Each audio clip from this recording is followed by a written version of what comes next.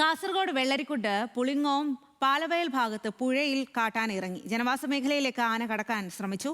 നാട്ടുകാർ ബഹളം വെച്ചതിനെ തുടർന്ന് കാട്ടാന കാട് കയറി.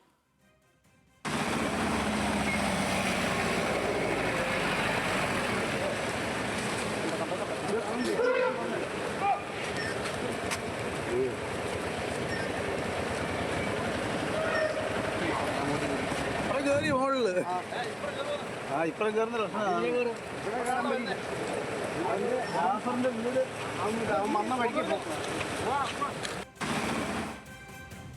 രതീഷ് വാസുദേവൻ വിവരങ്ങളുമായി ചേരുകയാണ്. രതീഷ്, ഇവിടെ സ്ഥിരമായ ഇത്തരത്തിൽ കാട്ടാന ഇറങ്ങുന്ന സ്ഥലമാണോ? എങ്ങനെയാണ് ഇപ്പോൾ ഈ കാട്ടാനയെ തിരികെ കാട് കയറ്റിയത്?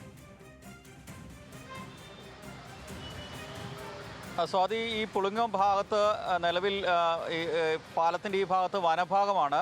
ഈ വനഭാഗത്ത് ആ ഭാഗത്ത് നിന്ന് ഇറങ്ങിയിട്ട് പുഴയിലൂടെ ഇറങ്ങി ഈ പുളിങ്ങോം പാലവയൽ ഭാഗത്തെ ജനവാസ പ്രദേശത്തേക്ക് ഇറങ്ങാനാണ് കാട്ടാന ശ്രമിച്ചത്. ഈ പുഴ കടന്ന് തൊട്ടടുത്ത ടൗണാണ്. ഈ ശ്രമം നാട്ടുകാർ ഉൾപ്പെടെ പരാജയപ്പെടുത്തി. അതായത് ബഹളം വെച്ചു. തുടർന്ന് കാട്ടാന നേരത്തെ നമ്മൾ ദൃശ്യങ്ങളിൽ കണ്ട പോലെ ആ പുഴ മുറിച്ചു കിടക്കുന്നതിനിടയിൽ ബഹളം വെച്ചതിനെ തുടർന്ന് തിരികെ വനത്തിലേക്ക് പോകുന്ന സാഹചര്യമാണ് ഉണ്ടായത്.